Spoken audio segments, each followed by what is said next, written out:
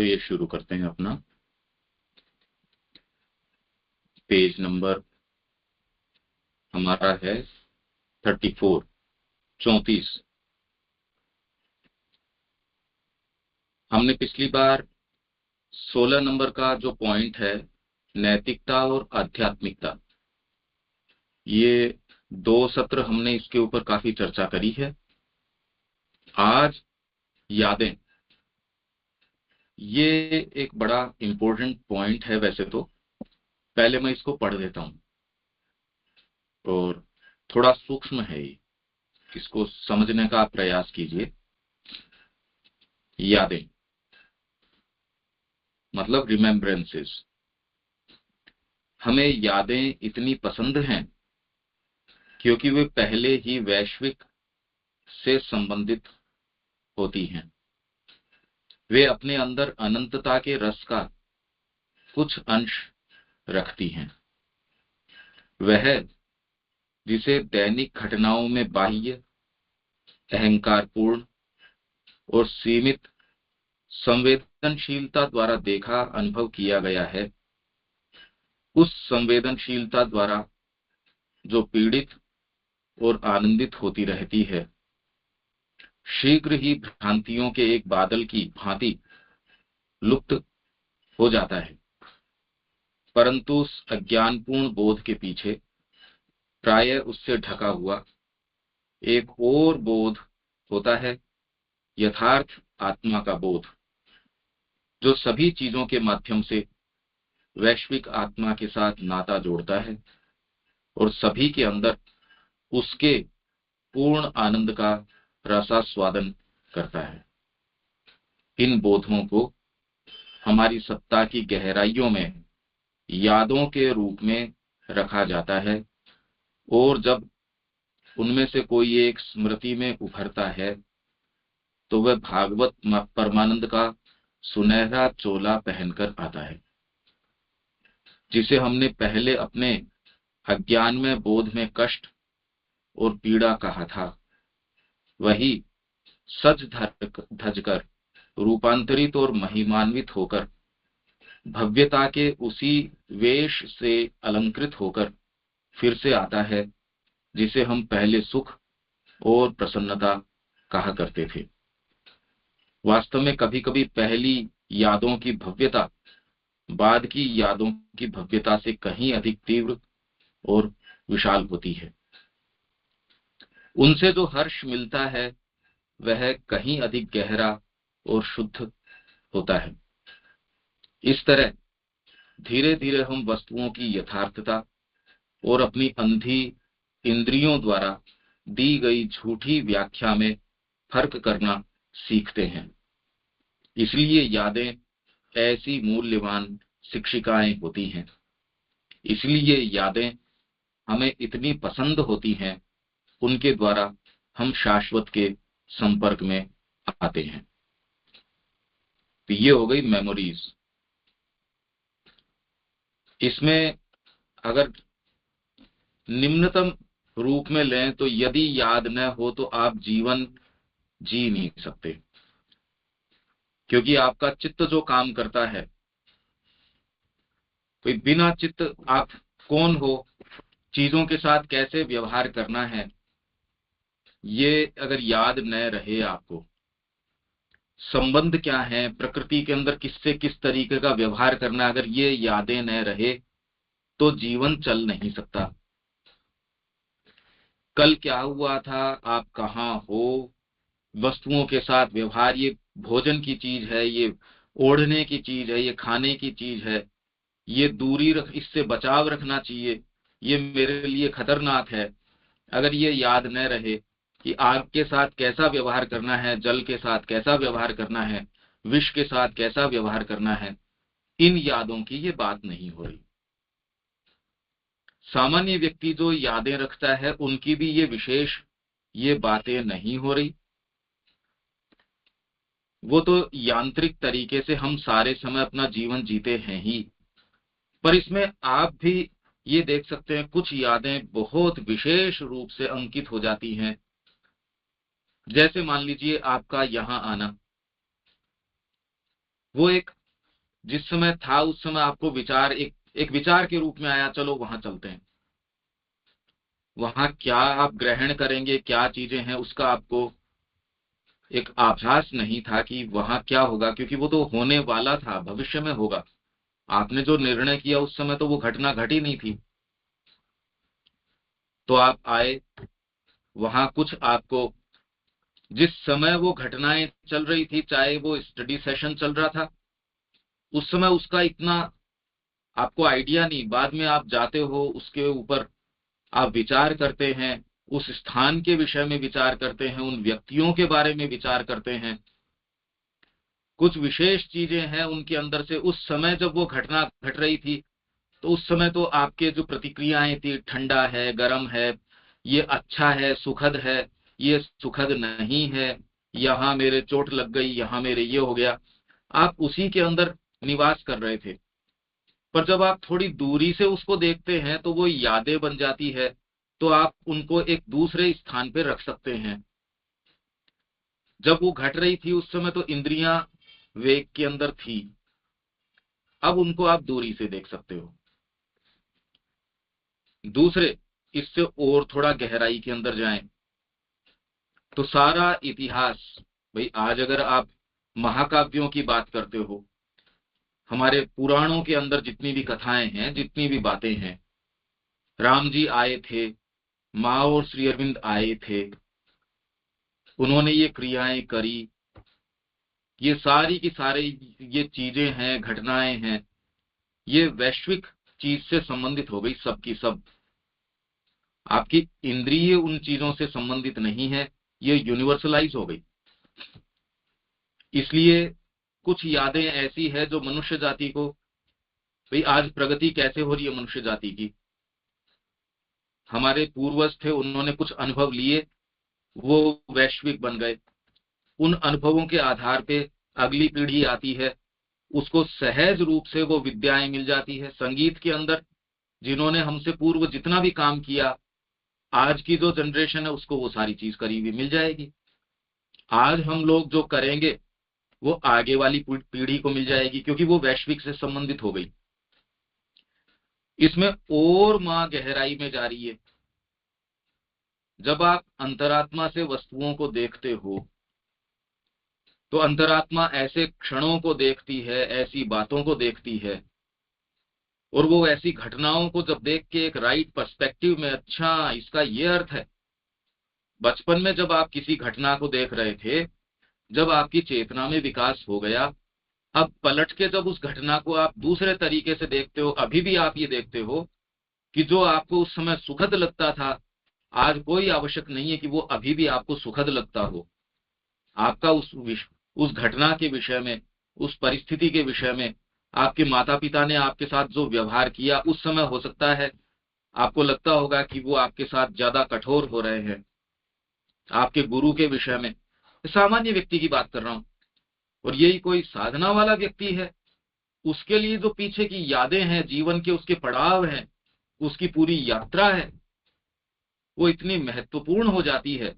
इसलिए जो महान व्यक्ति है, उनका जीवन वृत्तांत जितना भी है वो बहुत इंपॉर्टेंट हो जाता है, वो यादें बन जाती है।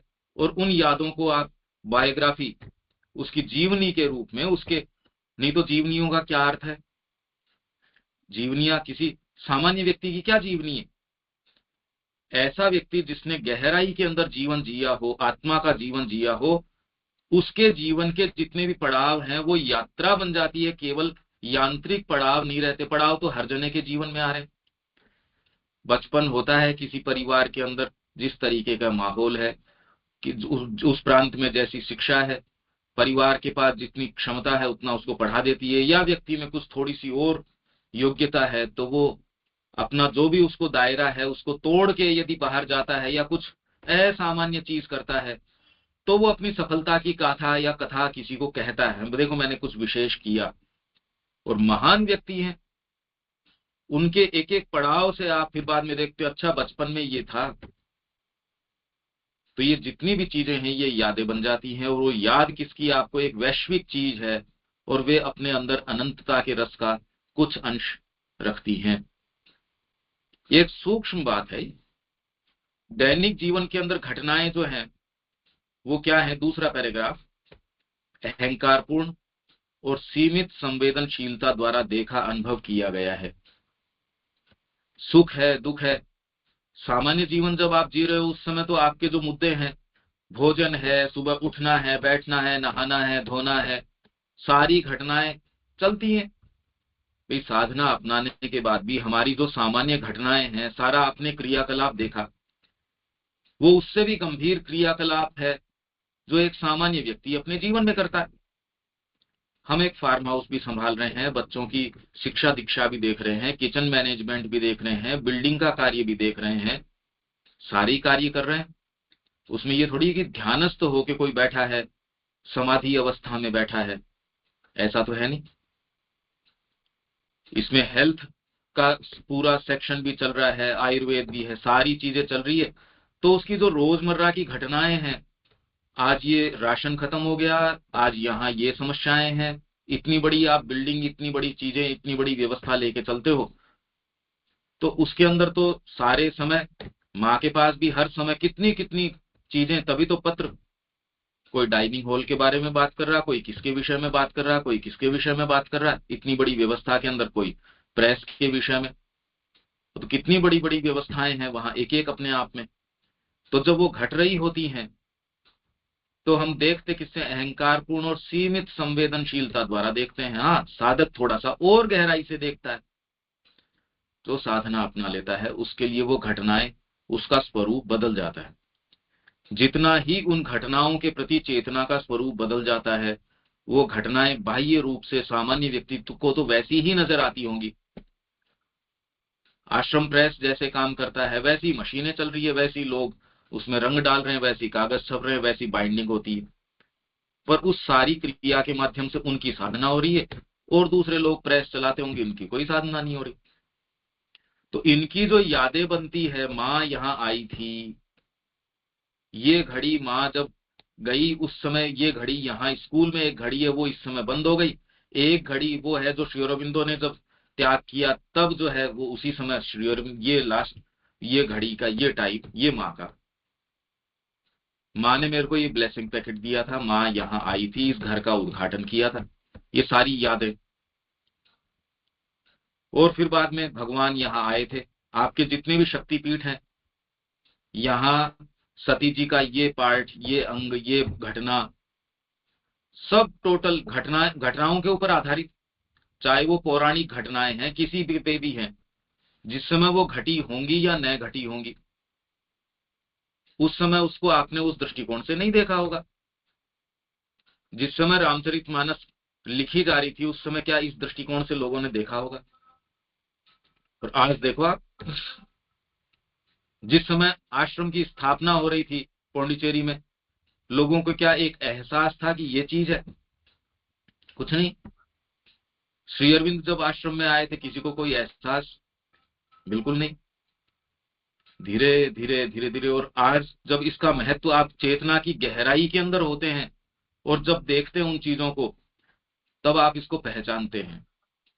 वो ही घटनाएं, जैसे ही आप चेतना की और गंभीर स्थितियों में जाते हैं, वो ही घटनाएं और दूसरा महत्व रखती हैं। आपकी चेतना में और विकास होगा तो आप ये पाएंगे कि यहाँ आने से आपके ये भाग हुआ, इस क्लास में बैठने से ये हुआ। वो ही घटनाएं एक दूसरे तरीके की कहानी कहना शुरू कर देंगी। फिर चेतना में आपके परिवर्तन आएगा तो वो ही वाली चीजें हैं, फिर कुछ और नई कहानी कह देगी। जबकि अतीत में घटनाएं तो आपने बदली नहीं। आपके अतीत में जो घटनाएं घट चुकी है वो तो घट ही चुकी है, वो तो चेंज थोड़ी हो रही है। पर जैसे जैसे आप चेतना में विकास करते हो, आप किस क्रम से उसकी कहानी कहते हो, वो एकदम बदल जाती है वो बात। तो ये एक बहुत सूक्ष्म पॉइंट है, एक सूक्ष्म सत्य है जो माँ सामने लेके आ रही है। अगर इसके ऊपर ध्यान आप दें, अगर कोई सेंटेंस नहीं समझ में आया आप और पूछ लीजिए, मैं और थोड़ा सा इसको खोल देता हूं। तो भ्रांतियों के एक बादल की भांति लुप्त हो जाता है, परंतु उस अज्ञानपूर्ण बोध के पीछे जो आपको जगत का बोध होता है व्यक्ति का, हम एक दूसरे से बात करते हैं, आप मेरे साथ समय बिताओगे, उस समय जो भी घटनाक्रम है, आप मेरे पास आके बैठे, हाँ जी भोजन किया, ये वो सारी उस समय बोध तो हमको इंद्रियों से होता है। थोड़ा बहुत हम बात करते हैं, थोड़ा बहुत कहीं गए बैठे, ये घटनाक्रम चलता है। इस सारों के पीछे जो एक घटना घटती है उसका एहसास उस समय हो ये आवश्यक नहीं है। बाद में आप देखते हो, अरे उसके पास अपन बैठे थे, तो 10 दिन हमने वहां बिताए। मैं ये पाता हूं कोई भी घटना जीवन में, कोई कोई गहरा व्यक्ति है, उसके कोई भी घटनाक्रम है वो सामान्य नहीं होता। आपका हर दिन जो है एक पड़ाव बन जाता है यात्रा के अंदर। कोई भी दिन आपका सामान्य नहीं है। साधक के जीवन में कोई भी दिन और हर दिन एक याद, वो एक माँ की कोई विशेष चीज ये ऐसी बन जाती है।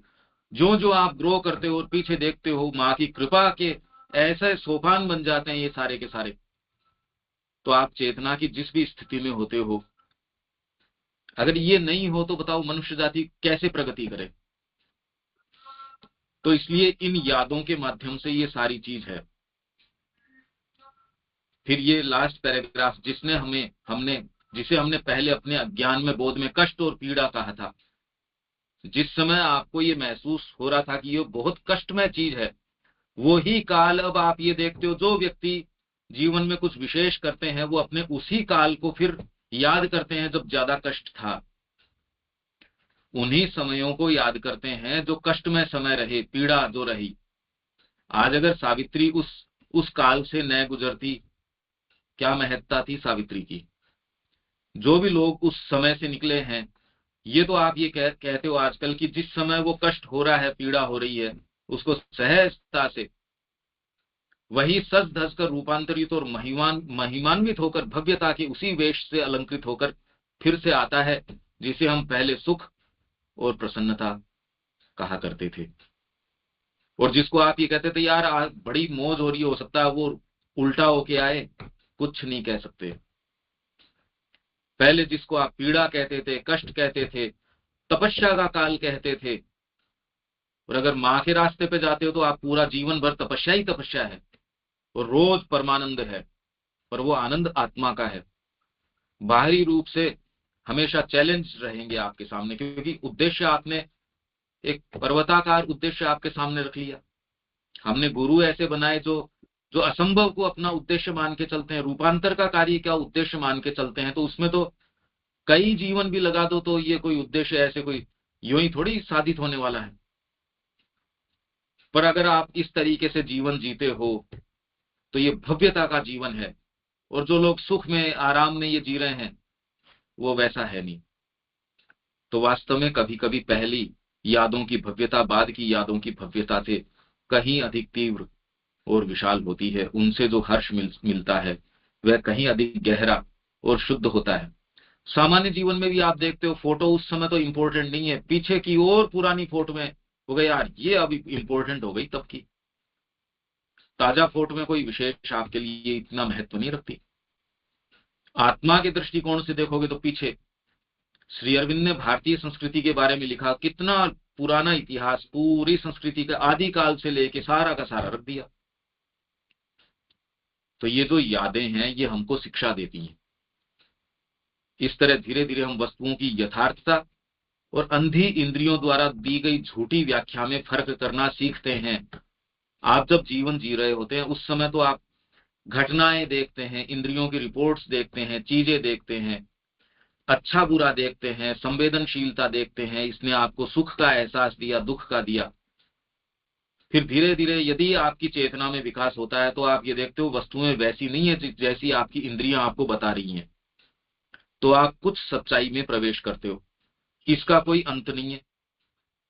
धीरे धीरे आप उन चीजों में प्रवेश कर जाते हो, बाहर का जगत आपके लिए अब मिथ्या बन गया, वो महत्व नहीं रखता। आंतरिक यथार्थता आपके लिए ज्यादा महत्व रखती है। माँ के प्रति आपका जो उत्सर्ग है, प्रेम है, भाव है, उनके प्रति समर्पण है, वो सबसे कीमती वस्तु बन जाता है आपके लिए। इसलिए यादें ऐसी मूल्यवान शिक्षिकाएं होती हैं।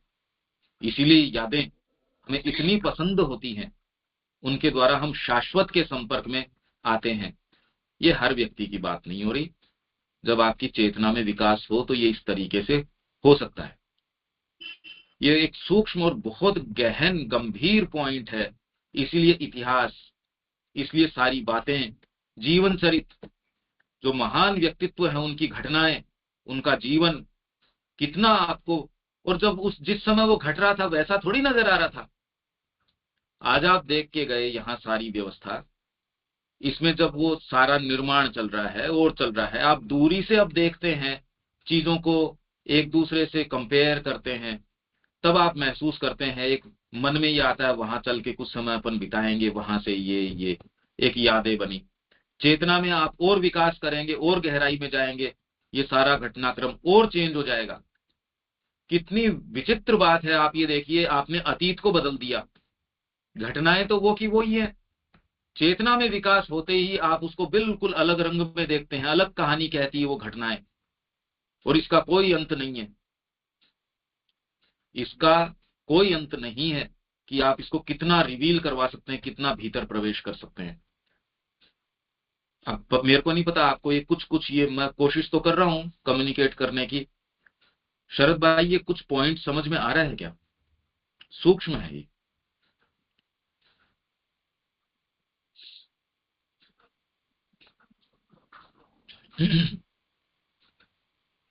थोड़ा थोड़ा भाई आ रहा है, कंटिन्यू करिए, कंटिन्यू कीजिए। कौन सा सेंटेंस समझ में नहीं आया इसके अंदर, या आपको क्या समझ में आया वो एक बार बोल दीजिए। मुझको भाई नमस्ते। ये तो मुझको ऐसा याद आया, यादें के बारे में मुझे आप जो अभी बताए ये याद आया कि हम जो जीवन में अभी हैं उसमें और कुछ और दूसरा अलग कुछ है, ये हमको याद में नहीं आता है, जो कि हमको याद आना चाहिए। हम ये तथाकथित समाज में, संसार में, परिवार में ऐसे रहते हैं कि वो हम जो असल को याद करना चाहिए, असल में जो जीवन व्यतीत करना चाहिए, इसको हम याद नहीं कर पाते हैं। नहीं, वो नहीं कह रहे, वो ये बात नहीं कह रहे, वो ये पॉइंट नहीं है यहाँ। इसीलिए मैं कह रहा हूँ ये पॉइंट थोड़ा सूक्ष्म है। आप यदि बोलेंगे तो इसको हम और संशोधन करेंगे इस पॉइंट के अंदर। माँ एक बहुत गंभीर बात कह रही है, वो हम समझना चाहते हैं। तो आपको जो जो समझ में आया है इसके बारे में, या सेंटेंस नहीं समझ में आया है, वो आप बोलेंगे तो ये क्लैरिटी और आएगी, इसमें आपकी और प्रकाश आएगा। हाँ जी, आप बारिंदर जी, आप बोलिए, आप क्या बोल रहे थे? नहीं, हम बोल रहे थे जो अहंकारपूर्ण जो लिखा है ना सेकंड पारा में,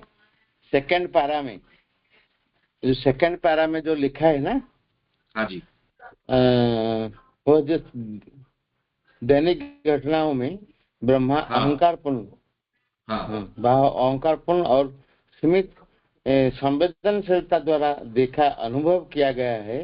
उस हाँ, संवेदनशीलता द्वारा जो पीड़ित और आनंदित होती रहते हैं, हाँ। शीघ्र ही आनंदित बोल दीजिए जरा।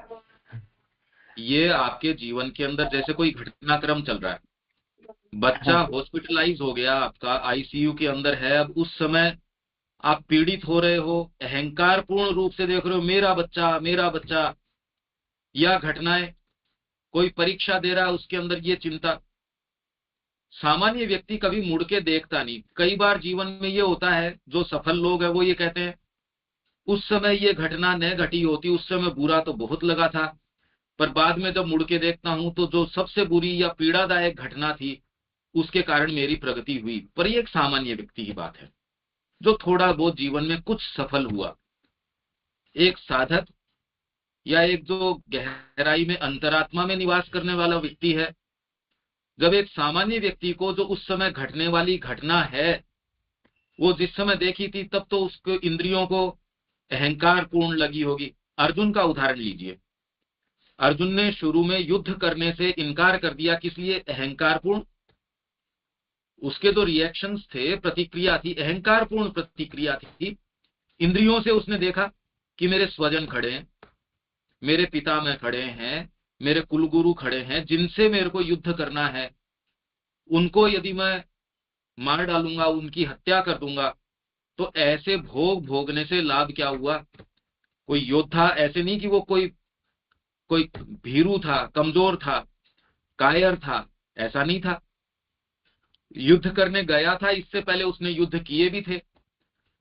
अज्ञातवास के समय उसने इसी सेना से युद्ध किया भी था पहले, जब अज्ञातवास में ये लोग गए थे, पर उस समय इन्होंने मारा नहीं। उस समय केवल उस सेना को मूर्छित किया था और उनके वस्त्र वगैरह लेके, और वो वापस आए थे जिनमें कुछ के वस्त्र, उन्होंने कहा नहीं, इनके वस्त्र नहीं लेंगे। तो उस समय जब वो घटना घट रही थी, फिर गीता का उपदेश हुआ।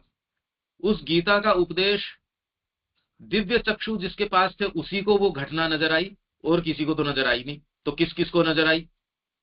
क्या तो अर्जुन को नजर आई, क्या उधर संजय है उसको नजर आई, और तो किसी के पास दिव्य चक्षु थे ही नहीं। और तो किसी को ये भी नहीं पता ये चल क्या रहा है। जब वो घटना घट रही थी, महान योद्धा, महान गुरु, सारे टॉपमोस्ट लोग खड़े थे जिनको ये पता नहीं, कोई एहसास नहीं यहाँ क्या घटित हो रहा है। अर्जुन को भी ये एहसास नहीं, जब तक विश्व रूप दर्शन नहीं दिखाया, तब उसने हाथ जोड़ के कहा, अरे मैंने तो आपको पता नहीं क्या क्या कह के सखा है, ये है, आपके साथ अवमानना करी थी, मैं तो आपके रूप को नहीं जानता। तब उसको शुरू से लेके बाद तक का एहसास हुआ। तो जब चेतना की स्थिति के अंदर परिवर्तन आता है, आप अपनी पूर्व की घटनाओं को दूसरे दृष्टिकोण से देखते हो, आपका पूरा जीवन एक पड़ाव, सीढ़ियां बन जाता है आरोहण की। यदि आप चेतना में परिवर्तन लेके आते हैं तो, वो नहीं है तो आपका हर जीवन जिसके अंदर अंतरात्मा आई है या धरती पे, कुछ चीज तो वो लेके जाती है, बहुत कोई विशेष सौदा लेके जाती नहीं। जैसे मार्केट में आप गए, अगर आप एक चॉकलेट लेके आ गए तो वो तो रास्ते में खा लोगे, और जो बहुत सारा सामान आप 10 दिन 20 दिन का राशन लेके आए बाजार से, तो उतना जल्दी बाजार नहीं लौटोगे। तो ऐसी अंतरात्माएं मृत्यु के बाद में काफी समय लेती हैं दोबारा रीबर्थ करने में। ये जिन यादों की बात चल रही है, ये और गंभीर, गहरी, नहीं तो शाश्वत की अभिव्यक्ति कैसे हो यहाँ पे। ये अहंकार, जब वो घटना घट रही होती है उस समय आपको पता नहीं होता, आप उसके प्रति सुख की, दुख की, तकलीफ की, आराम की ये प्रतिक्रियाएं देते हैं। मेरा देश, मेरा व्यक्ति, मेरा परिवार, जो आपके इर्द गिर्द जो घटनाएं घटती हैं, अभी भी हम किसी काल में हैं। आप किसी पार्टी को वोट दे के आते हैं, अब वो क्यों या सब अपने अपने तरीके से दे के आते हैं। जब पीछे मुड़ के देखते हैं तो आप ये देखते हैं, अच्छा ये श्री अरविंद का विजन क्या है इसके अंदर, ये घटनाओं का हमको कोई सेंस नहीं, इसमें किस चीज का क्या है क्या नहीं है। धीरे धीरे धीरे जब चेतना में परिवर्तन आता है, कड़ियां आप जोड़ते हैं, कुछ चीज समझते हैं, ये सारा जब गहराई से देखते हैं, तो पीछे की घटनाएं जो यादें हैं वो आपके लिए बिल्कुल एक अलग रंग के अंदर सामने आ जाती हैं। इसलिए जीवन चरित्र, जो महान व्यक्तित्व हैं, उनकी आप जीवनियां पढ़ते हो, क्योंकि उनकी जीवनी के अंदर शुरू से लेके, अगर वो बचपन की ही उनको बताते और वो महान व्यक्ति का आपको पता नहीं होता, आप किस लिए पढ़ोगे उसके बचपन की। अगर उसने कोई महान कार्य किए हो तो पढ़ोगे, नहीं तो बचपन की अगर कोई कह दो तो आप किस लिए पढ़ोगे। जब तक उसका अंत महान न हो या व्यक्तित्व महान नहीं हो कि आप शुरू से लेके अंत तक, अच्छा इस तरीके से इस पथ पे चढ़कर ये आगे गया, तब आपके लिए वो यादें कितनी महत्वपूर्ण हो जाती हैं किसी व्यक्ति की। गांधी जी की जीवनी, इसकी जीवनी, उसकी जीवनी, नहीं तो सामान्य व्यक्ति के जीवन में भी वैसी ही घटनाएं होती हैं लगभग। एक पॉलिटिशियन के जीवन में भी लगभग वैसी, वो भी रैली करता है, वो भी ये करता है, अनशन करता है, पता नहीं क्या क्या करते हैं। महत्व उस बात का नहीं है, महत्व ये है कि उनके माध्यम से अंतरात्मा कितनी बाहर अभिव्यक्त करती है। ऐसे व्यक्तियों की जीवनियां यादें बन जाती हैं। वो यादें, ये सारी की सारी यादें, ये तो सबकी यादें स्टोर्ड हैं, पृथ्वी की सब यादें स्टोर्ड हैं। अगर किसी के अंदर गुह्य ज्ञान हो तो वो इनमें प्रवेश कर सकता है। अब ये पॉइंट कुछ कुछ समझ आ रहा है क्या, या कोई लाइन जो है वो और अपन खोलें? आप बोलेंगे तो इससे और बेटर सबको समझ में आएगा।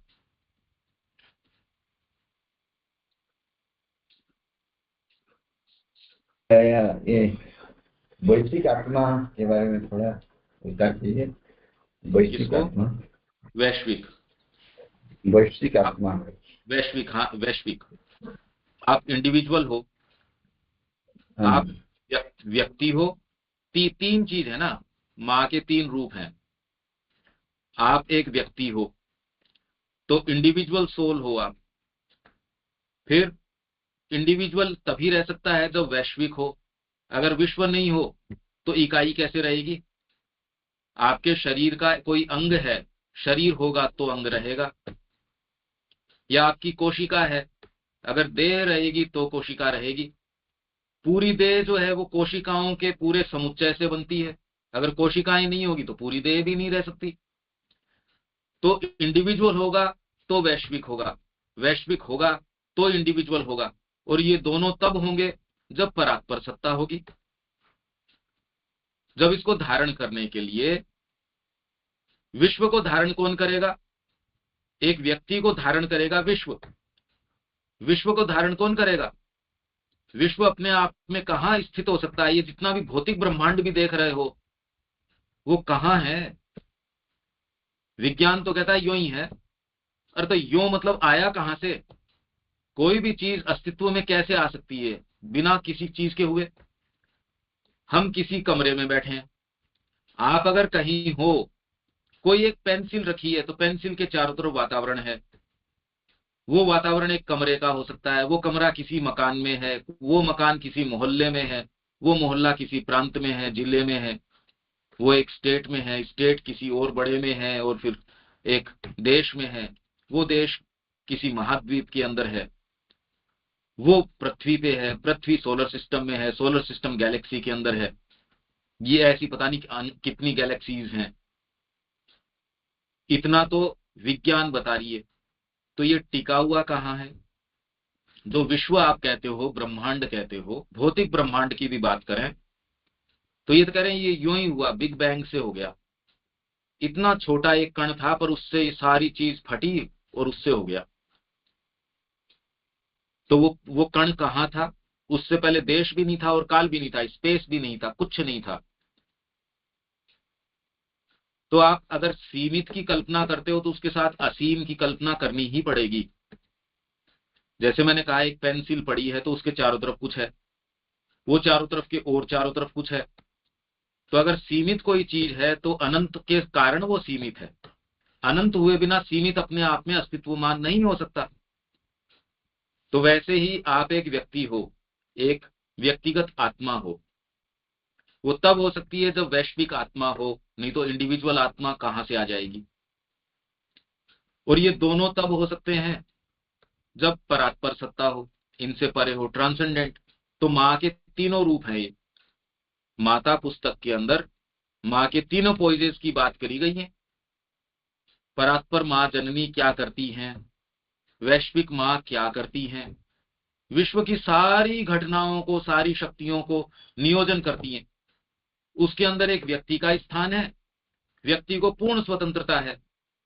पर व्यक्ति एक बड़ी, आप एक परिवार का अंग है, परिवार एक बड़े परिवार का अंग है। वैसे ही जैसे आपकी एक कोशिका किसी अंग की अंगभूत है, वो अंग किसी बड़े पार्ट का है।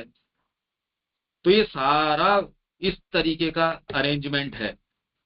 तीन पोइजेज हो गए, ये ट्रांसेंडेंट हो गया, वैश्विक हो गया और इंडिविजुअल हो गया। व्यक्ति, हम व्यक्ति व्यक्ति हैं और व्यक्ति इन सब से महान है, विश्व से महान है, परात्परता से महान है। सारी चीजें इसके अंदर है, आप में सारी चीजें हैं, क्योंकि परमात्मा सीधा आपके अंदर आके बैठा हुआ है। आप किसी एक छोटी सी चीज से, शरीर से, इनसे बंधे हुए नहीं हो। ये मां श्री अरविंद बताते हैं। और हमारी जो ट्रेडिशनल स्पिरिचुअलिटी है वो भी, जो अहम ब्रह्मास्मि, जो ये बात है कि मैं ही ब्रह्म हूं, इसी कारण तो हूं, शरीर से थोड़ी कोई। कुछ कुछ समझ आता है शरद भाई ये बात? हाँ भाई, क्या आगे, थोड़ा आगे जानने से और क्लियर होगा। ठीक है भाई। वैश्विक आत्मा और वैश्विक। व्यक्तिगत आत्मा, ठीक है। हाँ जी, और किसी के कोई बात है क्या इसके अंदर? क्योंकि यादों के बारे में तो मैं कह चुका हूं। इसको मैं पहले भी मैंने कहा कि ये बहुत सूक्ष्म पॉइंट है और इसके लिए मानसिक विकास और थोड़ा सा गहरा बौद्धिक विकास की आवश्यकता है। भाई अपा यादें के विषय किसी जानवा चाहूँ पत्र ओडिया भी पत्र यादें बोले आम क्या बुझे पसंद किए।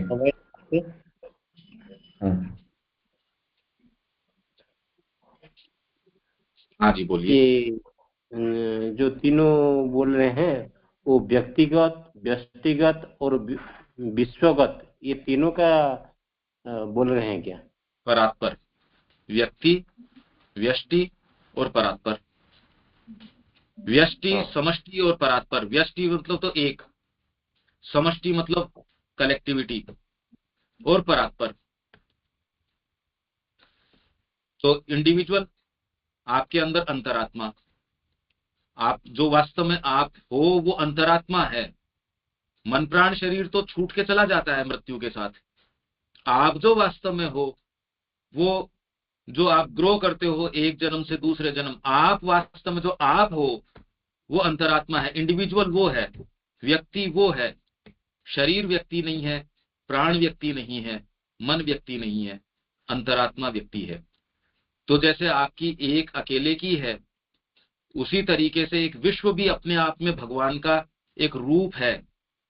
जैसे शरीर एक पूरी इकाई है, उसमें एक एक अंग भी है, एक आंख भी है, कान भी है, हाथ भी है, अलग अलग तो है ही, सारे मिलके एक पूरा देह बनाते हैं। तो एक हो गया व्यक्ति, एक हो गया विश्व, एक इनके परे ट्रांसेंडेंट, परात्पर। ठीक है, ये तीन पोइजेस हो गए, तीन ये जो स्थितियां। तीन का हम मन से पहचान पाएंगे क्या? नहीं। अनुभव से कर सकते हो, हाँ। विचार से अपन कुछ तो कर ही सकते हैं निश्चित रूप से। जो उदाहरण दे रहा हूं मन से ही दे रहा हूं मैं। अभी तो हम समझने का प्रयास कर रहे हैं, बौद्धिक रूप से ही समझने का प्रयास कर रहे हैं। ये भाई आप इस चीज से ये समझिए इनको कि एक रंग से आप एक कोई पेंटिंग बना रहे हैं। वो पेंटिंग जो कागज के ऊपर बना रहे हैं आप, रंग का एक समूह, आपको तीन रंग दिए गए हैं, आप वो बना रहे हैं। वैश्विक व्यवस्था ये है जो आपको और अलग अलग रंग प्रदान तो कर देगी। आप तीन रंग की बजाय चार रंग आपके पास हो जाएंगे तो पेंटिंग और जबरदस्त बन जाएगी आपकी, और भव्य पेंटिंग बन जाएगी। पर रहेगी वो रंगों के माध्यम में ही। परात्पर तत्व क्या लेके आता है? वो एक तत्व नया ले आता है। वो रंग नहीं कोई ऐसी चीज ले आता है, वो प्राण ले आता है।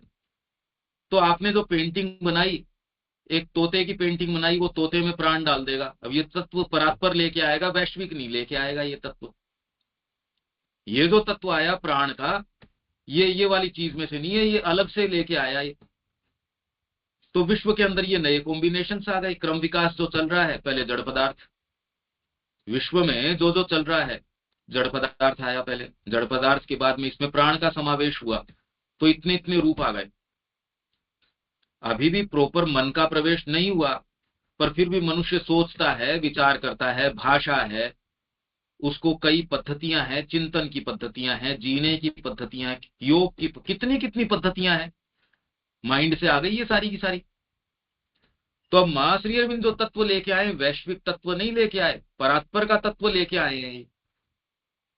परात्पर आके इस विश्व के सारे समीकरण को बदल देता है। आप एक कॉलेज के अंदर पढ़ा रहे हो, तीन सब्जेक्ट हैं, उसके तो बहुत सारी वैरायटी आप कर सकते हो। अंग्रेजी है, अब अंग्रेजी का खुद का अंत नहीं है, पर इसके अंदर आपने अब एक फिजियोथेरेपी और जोड़ दिया, या आयुर्वेद और जोड़ दिया, ये चीज ही नहीं हो गई। या इसमें अध्यात्म जोड़ दिया, या इसके अंदर गुह्य विद्या जोड़ दी, ये तो चीज अलग हो गई। इसने तो सारे समीकरण को एकदम ही बदल दिया। तो परात्पर का जो तत्व है वो वैश्विक स्थितियों में नई चीज ले आता है। तो मां श्री अरविंद का आगमन इन्हीं स्थितियों को नए समीकरणों में रखना नहीं है, परात्पर का नया तत्व यहां लेके अभिव्यक्त करना है। आपको समझ आ रही है ये बात? हाँ भाई। ये तीन तीन चीज हो गई है। पर इसमें इंडिविजुअल इन सब से ऊपर है। एक व्यक्ति वास्तव में जो व्यक्ति है इन सब से महान है, विश्व से महान है, परात्परता से महान है। अगर ये महानता नहीं होती तो सावित्री पूरे पृथ्वी का भविष्य को दोबारा कैसे लिखवा सकती थी? महानता तो इससे सीधी सीधी है, उसने मृत्यु को पराजित कर दिया और भाग्य के लेखे सारे बदल के उसने कहा मैं नहीं मानती इस चीज को, लिखो दोबारा। तो जो चित्रगुप्त है उससे सारे लेखे दोबारा चेंज करवा दिए कि रीराइट करो। यही काम हमारे गुरु ने किया है। मां श्री अरविंद ने सब बदल दिया। उनका आगमन वैश्विक परिस्थितियों को चेंज नहीं, परात्पर के तत्व को यहां समावेश करना है। और वो एक्टिव हैं, वो सक्रिय हैं। हम में से जो भी उनसे जुड़ना चाहे वो जुड़ सकता है। विश्वास करो। आप यदि ये विश्वास करते हैं तो आपके जीवन के अंदर एक परात्पर का तत्व है, वो सक्रिय हो जाएगा। आप वो चीजें जो बिल्कुल कल्पना से परे हैं आपके लिए संभव हो जाएंगी, आप कर सकेंगे। ये परात्पर का तत्व है।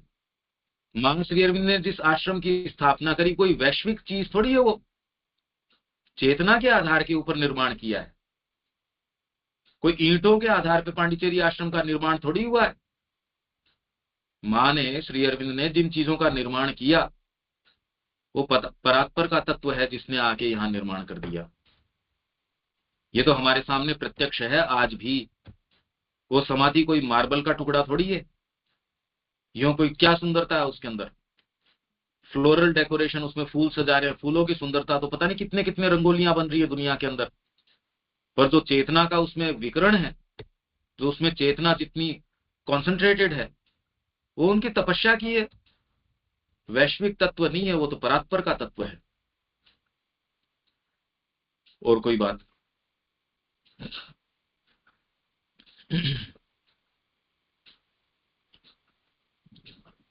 कोई सेंटेंस या कोई चीज, इसमें जितनी हम चर्चा करेंगे उतना ही खुलेगा। या आप अभी तक क्या समझे हैं वो इसमें बताइए।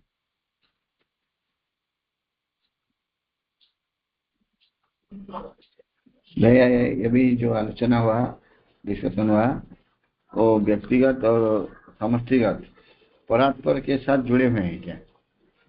है जी? जुड़े हुए हैं क्या? नो, व्यक्तिगत हाँ। और व्यक्ति और जो हाँ। के साथ जुड़े हुए हैं क्या? जुड़ना चाहिए, जुड़े रहते हैं क्या? माँ के ही अंग हैं ये तीनों। तो हमारा ये माँ के ही तीन रूप हैं ये। इस तरीके से माँ जब इंडिविजुअल बन जाती है आपके रूप में तो वो शरद भाई बन गई, दूसरे भाई बन गई, या कोई बहन बन गई। अंतरात्मा वो एक रूप में हो गई। पर ये विश्व भी तो आपको इतना विशाल लगता है, पर ये माँ का ही एक अभिव्यक्ति है। और इसमें हम सब अलग अलग नहीं है। जैसे आपके देह में कोशिकाएं हैं, पूरी देह की कोशिकाएं हैं। आपके दोनों हाथ अगर अपने आप को अलग अलग माने, पर आप अलग अलग नहीं मानते। मेरे हाथ हैं दोनों, और एक हाथ में 5 अंगुलियां मेरी अंगुलियां हैं भाई। तो हम सारे यदि विश्व के अंदर इस तरीके से देखने लगे तो विश्व भी भगवान का ही रूप है, ये पूरा विश्व। तो इंडिविजुअल उसको पूरा राइट है। माँ इस रूप में है, माँ विश्वगत रूप में है और परात्पर रूप में है। तो तीनों हैं इंटर रिलेटेड ही। भाई मानव से नीचे तो इस तरीके की बात है नहीं। पशु तो ये बातें करता नहीं, न तो व्यक्ति की बात करता, न विश्व की बात करता, न परात्पर की बात करता। मानसिक चेतना के अंदर ये चीजें आती है। मनुष्य ही ये बात करता है। चेतना की आगे की स्थिति हो जाएगी, जब हम आगे की अवस्था में पहुंच जाएंगे तब मेरे ख्याल से आवश्यकता ही नहीं रहेगी इनकी। तो अभी मानसिक अवस्था के अंदर हम इस तरीके की बातें करते हैं, फिर ऐसा दृष्टिकोण ही नहीं रहेगा। तो अभी हमको ऐसा प्रतीत होता है एक व्यक्ति है, फिर बाद में समष्टि है और परात्पर है। इंडिविजुअल है, वैश्विक है, परात्पर है। ये तो चेतना की एक एक स्थिति के अंदर हमको इस तरीके की चीज नजर आती है। हाँ शरद भाई। हाँ मैं ठीक है। ଆଉ କିଏ ପଚାରିବେ କିଛି ପଚାରନ୍ତୁ ୟାଦେଁ के विषय रे? आप पूछिए, कोई भी पूछना चाहते हैं पूछिए।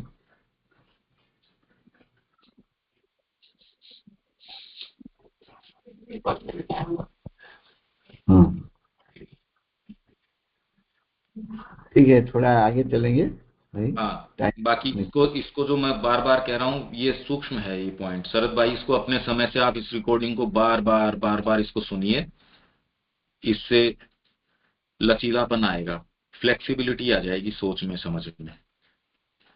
अब ये बड़ा इंपॉर्टेंट है, ये मैं और मेरा सिद्धांत, माँ कह रही है ये। मैं किसी राष्ट्र की, किसी सभ्यता की, किसी समाज की, किसी जाति की नहीं हूं, मैं भगवान की हूं। मैं किसी मालिक, किसी शासक, किसी कानून, किसी प्रथा की आज्ञा पालन नहीं करती, वरन भगवान की आज्ञा पालन करती हूं। उन्हें ही मैंने अपना सब कुछ, संकल्प, जीवन और स्वत्व, स्वत्व मतलब मैं जो हूं वो सब, समर्पण कर दिया है। उनके लिए मैं अपना संपूर्ण रक्त बूंद बूंद करके सहर्ष देने को तैयार हूं, यदि ऐसी ही उनकी इच्छा हो। और उनकी सेवा में कुछ भी बलिदान नहीं हो सकता, क्योंकि सब कुछ पूर्ण आनंद है। ये बात, ये तो बुद्धि से भी समझ में आने की वैसे तो है नहीं, क्योंकि हम में से कोई भी मुक्त नहीं है, मतलब कल्पना में भी मुक्त नहीं है। बाहरी रूप से तो बंधन जो है सो है ही है। श्री अरविंद ने ये कहा कि मेरे को ये लगता था कि मेरा समर्पण पूर्ण है। श्री अरविंद के साथ जो जो स्वतंत्रता संग्राम के समय जो लोग उनके साथ थे, उन लोगों का ये ऑब्जर्वेशन है कि श्री अरविंदो जिस चीज में अपने आप को देते थे, पूर्ण रूप से दे देते थे, बिना अपनी ओर बार बार मुड़ के देखे। हम तो सारे समय अपने अलावा कोई विचार नहीं आता। उन्होंने कहा श्री अरविंदो एक ऐसे थे जिनका अपने, जबकि देशभक्त तो इतने महान महान हुए जो अपने प्राणों की आहुति के लिए तैयार बैठे रहते थे। वो कैसी मानसिकता, क्या भाव होता है, वो हमारे लिए अभी थोड़ा दूर है। उन लोगों के अंदर से भी जो उनके साथ थे श्री अरविंद के साथ, वो ये कह रहे हैं श्री अरविंद अपने आप को बिना बचाए, कोई अपना विचार किए, अपने आप को पूर्ण रूप से अपने उद्देश्य में, जो भी जिस भी तरफ वो देखते थे उधर अपने आप को पूर्ण देने की क्षमता रखते थे। ये बहुत दुर्लभ है, कोई व्यक्ति में होनी बहुत मुश्किल है। ये होती नहीं कि सहज आप में है, आप जिधर जाते उधर अपने आप को पूर्ण रूप से दे देते हो। तो इन्होंने जब अंदर से इनको प्रेरणा हुई, इनके जो गुरु थे भास्कर लेले, इनका अंदर से मेरे को ये मेरे को पता था कि मेरे से क्षमता के अंदर ये हीनतर है, पर मेरे अंदर से किसी चीज ने कहा कि तेरे को ब्रह्म तक लेके जाएगा। तो मैंने उनको गुरु रूप में स्वीकार किया।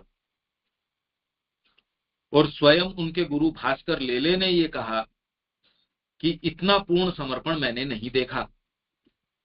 जिस तरीके से श्री अरविंद ने उनको समर्पण किया, वैसा समर्पण उन्होंने कहा मैंने नहीं देखा।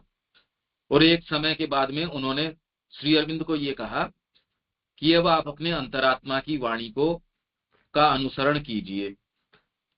और श्री अरविंद ने आजीवन वो ही काम किया।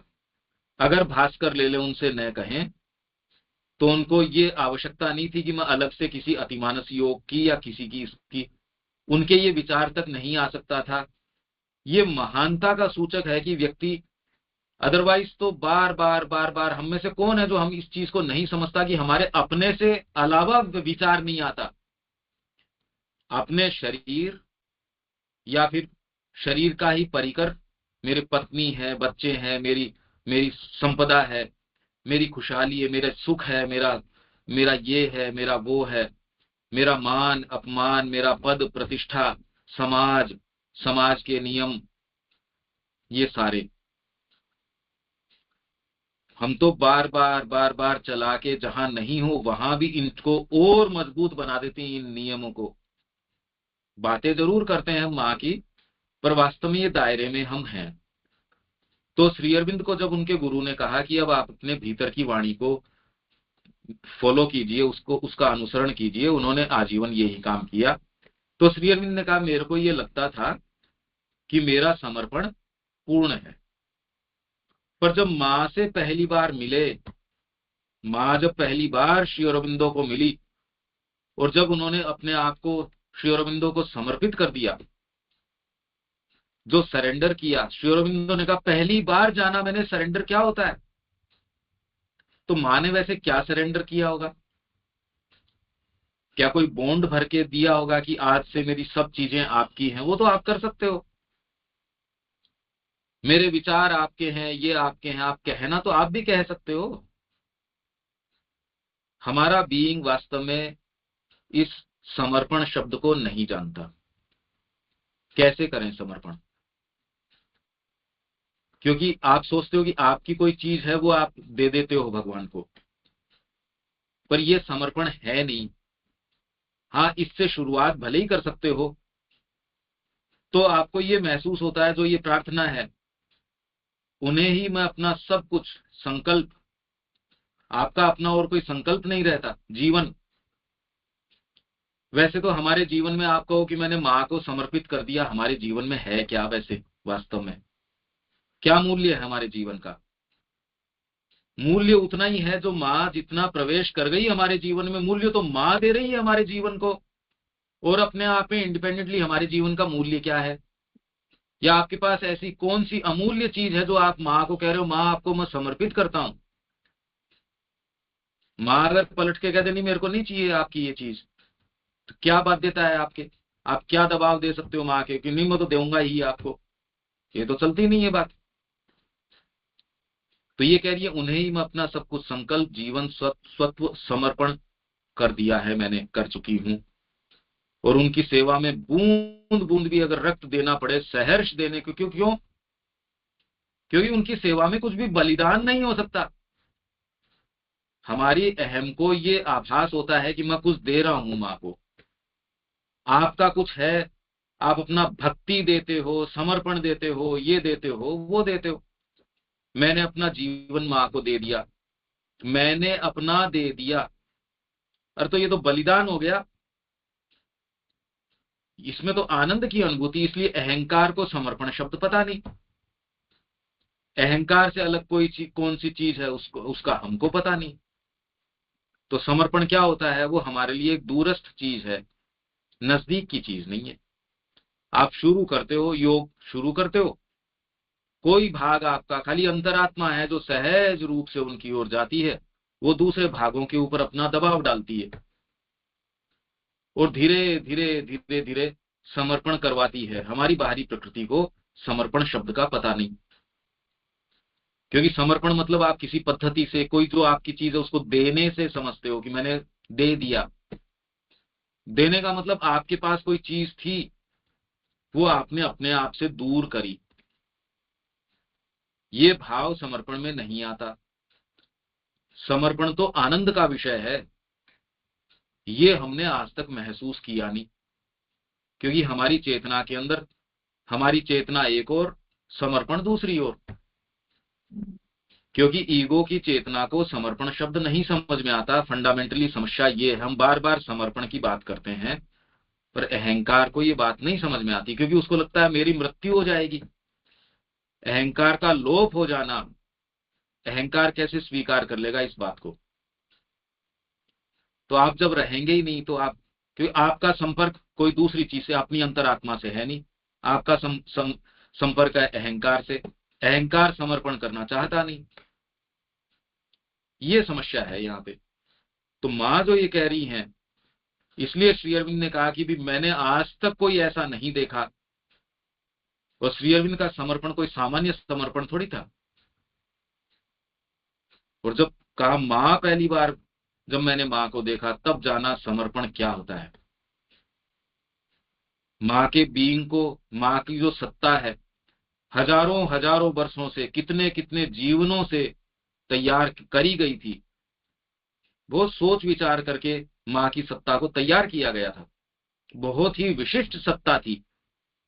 तो जब सूक्ष्म भौतिक में शरीर छोड़ने की जब बात आई, तब श्री अरविंद ने माँ को कहा, तो माँ ने कहा मैं चली जाती हूँ। तो श्री अरविंद ने कहा नहीं, आप नहीं जाओगे, मैं सूक्ष्म भौतिक के अंदर जाऊंगा, क्योंकि आपका बीइंग विशेष रूप से तैयार किया गया है।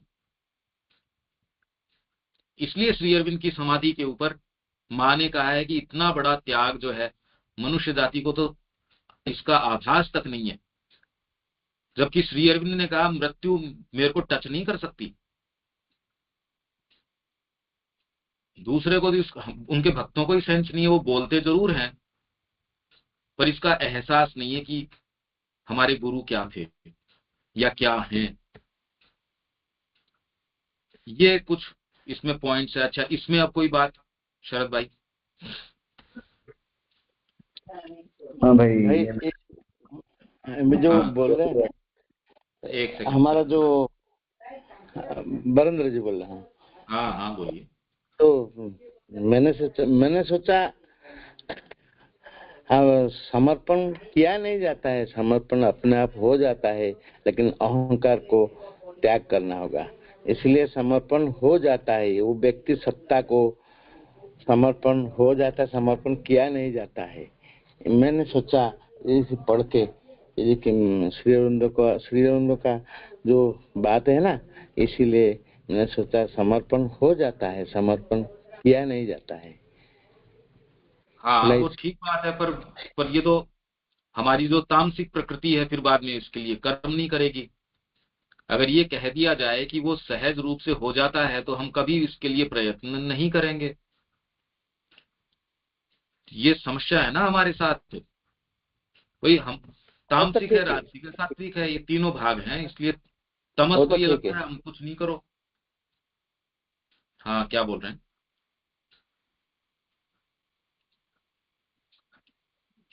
बारेंद्र जी क्या बोल रहे हो आप?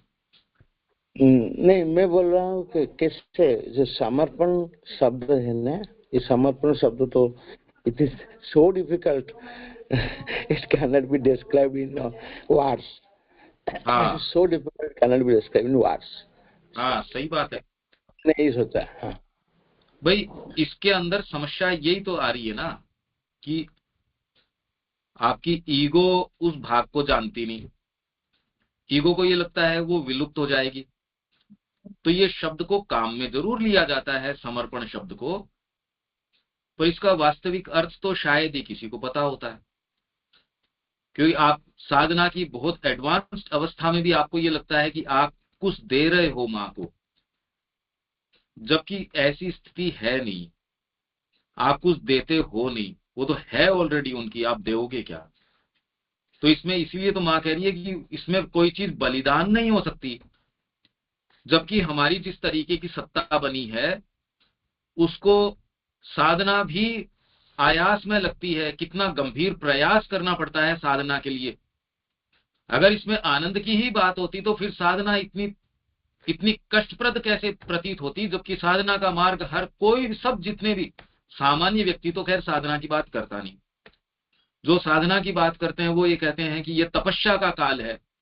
वो क्यों प्रतीत होती है? यदि ये आनंदमय हो, यदि इसमें बलिदान न हो, क्योंकि बाहरी प्रकृति को इस चीज का एहसास नहीं है। इसीलिए आप ये कहते हो साधना बहुत मुश्किल है। मां श्री अरविंद भी कह रहे हैं ये बात, तो इसीलिए मुश्किल है, बहुत ज्यादा मुश्किल है, लगभग असंभव है।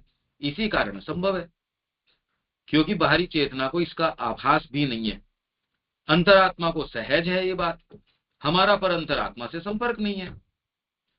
हमारा जिस भाग से संपर्क है उसको इसका आभास ही, सेंस ही नहीं है। ये समस्या आ रही है। तो इसके लिए एकमात्र करने का कार्य ये है कि अपने आप को इसके पीछे लगाइए, अपनी माँ के चरणों के ऊपर ध्यान केंद्रित कीजिए। इसके अलावा और कोई दूसरा रास्ता इसका नहीं हो सकता। बाहरी प्रकृति के साथ डील करने का और कोई दूसरा तरीका अपने स्तर पे हो ही नहीं सकता। नहीं तो जीवन जा रहा है हमारा इसके पीछे। तो आज बहुत सुंदर दिन है, अच्छा दिन है। ये संकल्प लें, एकमात्र माँ के चरण भी हैं, जीवन भी है, ये नहीं, माँ के चरण ही हैं बस। और जीवन में और कोई दूसरी चीज नहीं है। इतने ऐसे गुरु हमको मिले हैं, बताइए समय व्यर्थ करने के लिए कहाँ है हमारे पास। यही संकल्प से हम इसको आज समापन करना चाहते हैं। ठीक है बारेंद्र जी? हाँ ठीक है भाई।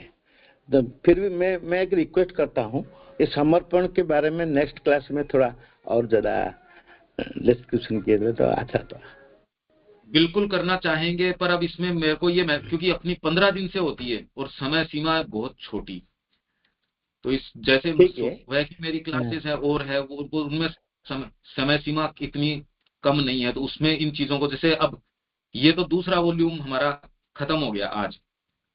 अगली बार जो गंभीर इशू आएगा वो आएगा योग, वो सबसे महत्वपूर्ण बिंदु आ जाएगा योग। वहां जयपुर में कम से कम भी 9 से 10 घंटे इस चीज की चर्चा हुई है, उसके बाद चर्चा हुई है योग क्या है, क्या उसमें और चीजें, उसकी डिटेल्स कैसे शुरू करें, समस्याएं क्या आती है। बहुत बड़ा विषय है, इसमें अगर एक विषय को भी खोलें, इसमें आप लोगों का सहयोग जरूरी है। आप प्रश्न करें, आपको जो समझ में आया वो अपने शब्दों में बोलें। ठीक है ठीक है। ठीक, शरद भाई? ठीक है भाई, नमस्ते। और इसके बारे में आज तो खत्म हो गया हमारा दूसरा खंड। फिर भी हम यादें के बारे में बाद में आपके साथ थोड़ा बातचीत करेंगे। आप तो यहाँ आ ही रहे हो, अपन बैठ के इसकी चर्चा करेंगे। हाँ और हाँ, ये आप तो लोगों में से किसी को भी हो तो आप मेरे को इंडिविजुअली फोन कर सकते हैं। ठीक है यहाँ हमको विराम देना पड़ेगा। और भाई नमस्ते। नमस्ते जी। नमस्ते भैया। नमस्ते।